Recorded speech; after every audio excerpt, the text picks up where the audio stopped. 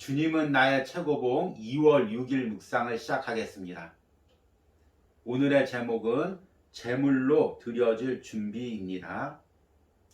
오늘의 말씀을 읽겠습니다. 디모데후서 4장 6절입니다. 전제와 같이 내가 벌써 부어지고 나의 떠날 시각이 가까웠도다. 아멘. 오늘 말씀은 어제 말씀과 같이 바울이 자신의 삶을 제단 위에 부어지는 전제로 비유하는 내용입니다. 어제 이야기했듯이 전제란 하나님께 드려지는 제물의 마지막에 부어드리는 포도주를 의미합니다. 이 포도주가 붉은 색깔을 띠고 있기에 십자가 앞에서 하나님께 드려진 예수님의 보혈을 의미하기도 합니다. 또한 우리 삶에서 하나님께 드려야 될 헌신을 상징하는 그런 의미가 있습니다. 과연 내 삶을 하나님께 전제로 붓는다는 것, 이것이 어떤 의미와 결단이 있는지 오늘 묵상을 통해서 들어보도록 하겠습니다. 오늘의 묵상입니다. 전제로 드려질 준비가 되어 있습니까? 이는 감상이 아니라 의지의 문제입니다. 하나님께 당신이 전제로 드려질 준비가 되어 있다고 말씀하십시오. 어떤 결과가 발생하든 상관하지 마십시오.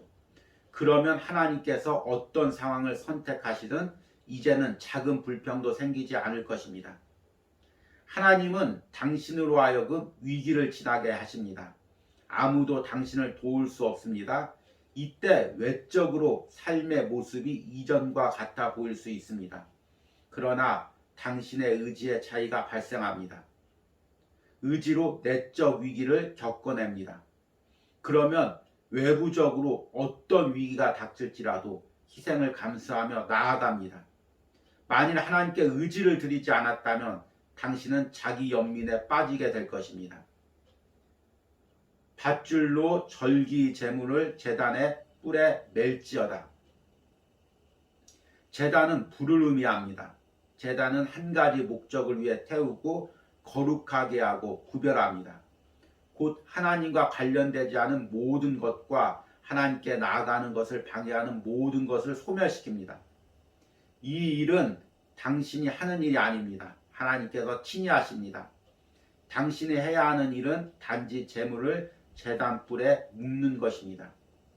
이제 그 제물에 불이 붙기 시작합니다. 이때 자기 연민에 빠지지 않도록 주의하십시오. 이 불이 다 타오른 후에는 더 이상 짓누르는 것도 없고 비참하게 하는 것도 없습니다. 위기가 발생해도 이제는 과거처럼 당신을 위협하지 못합니다. 당신을 태우는 불은 무엇입니까? 하나님께 전제로 드릴 준비가 되었다고 말씀하십시오. 그러면 당신은 당신의 하나님이 당신이 바라던 하나님보다 훨씬 크신 분임을 알게 될 것입니다. 아멘.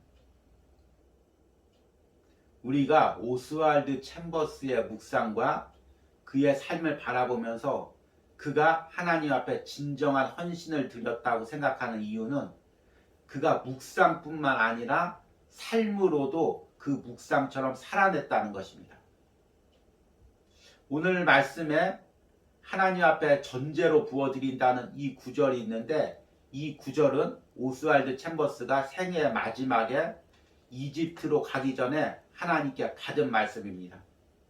그는 자기가 운영하던 성경학교와 또 가족들, 어린 딸을 두고 전쟁터인 이집트로 갈 때 많은 고민을 했습니다. 그런데 하나님께서 이 말씀을 주었습니다. 그리고 이 말씀을 따라 이집트로 갔고 그곳에서 순교를 했습니다. 목회자가 말씀을 전하기는 쉽지요. 그런데 그 말씀대로 살기란 어렵습니다. 또 그 말씀대로 살기 위해서는 그 삶에서 수많은 내적 싸움이 있어야 됩니다. 우리 신앙인들도 마찬가지죠. 내가 예수님께 헌신한다. 그런 단순히 감정적인 고백으로 헌신을 할 수 있는 것이 아니라 그 헌신을 드리기 위해서는 자신 안에 수많은 감정들과 싸워서 자신의 의지를 하나님께 온전히 드릴 때 헌신의 삶을 살 수가 있는 것입니다. 오늘 그것을 오스왈드 챔버스는 제단 뿔에 재물을 묶는다는 시편의 말씀으로 표현하고 있습니다. 제가 한번 읽어드리겠습니다. 밧줄로 절기 제물을 제단 뿔에 맬지어다. 제단은 불을 의미합니다. 제단은 한 가지 목적을 위해 태우고 거룩하게 하고 구별합니다. 곧 하나님과 관련되지 않은 모든 것과 하나님께 나아가는 것을 방해하는 모든 것을 소멸합니다. 이 시편 118편의 말씀은 여호와의 절기 때 제물을 제단 뿔에 묶는 그 내용을 이야기하고 있습니다. 현대 신학자들은 이것이 비유의 말씀으로 실제 구약 예배 때는 이런 행사가 없었다고 이야기합니다.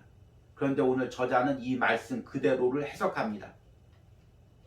제물이 제단 뿔에 드려질 때 그리고 불에 태워질 때 발버둥 치지 않도록 제단 뿔에 제물을 묶는다는 것입니다.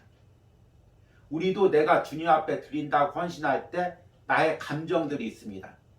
여러 가지 연민의 감정들, 후회의 감정들, 그리고 염려와 두려움의 감정들, 이런 내적인 갈등으로 인해서 하나님 앞에 헌신한다고 하다가도 주저앉고 뒤로 물러서게 됩니다. 저자는 이런 감정들까지, 의지까지 온전히 하나님의 제단 앞에 드리라는 것입니다. 그리고 그것은 내가 할 수 없기에 하나님이 친히 하시는 것이기에 성령님께서 내 안에 그 감정들까지 불태울 수 있도록 하나님께 드리라고 이야기하고 있습니다. 오늘 여러분 거룩한 주일입니다. 하나님 앞에 예배를 드리면서 헌신을 드리면서 그것들 방해하는 나의 감정들이 무엇이 있습니까? 그것들을 오늘 하나님의 제단 앞에 내어놓으시기 바랍니다. 그리고 성령의 불로 태우시기 바랍니다. 감정에 휩싸이지 않고 또 여러 가지 생각에 휩싸이지 않고 온전히 나를 내어드릴 수 있도록 하나님의 제단에 온전히 나를 내어드리고 하나님께 온전히 예배하고 헌신하는 거룩한 주일이 되기를 소망합니다. 오늘의 적용 질문입니다. 내가 주님 앞에 헌신을 하면서 나를 주저하게 만드는 내 안의 감정들은 무엇이 있습니까? 이것들을 고백하고 이런 감정까지 온전히 주님의 제단에 묶어서 드리기로 결단하시는 은혜가 있기를 바랍니다. 기도하겠습니다. 하나님, 오스왈드 챔버스는 단순히 자신의 글이나 설교로만 하나님 앞에 헌신하라고 이야기하지 않고 자신의 삶을 실제로 의지적으로 결단하고 하나님께 드렸습니다. 주님, 그 가정에서 그의 안에 수많은 갈등이 있었습니다.